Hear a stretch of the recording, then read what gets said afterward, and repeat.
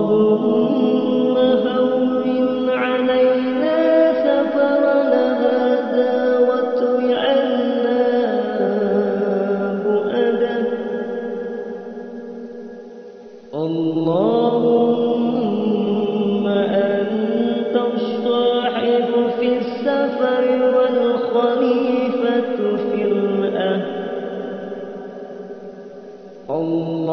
اللهم إني أعوذ بك من وعشاء السفر وكآبة المنطق وسوء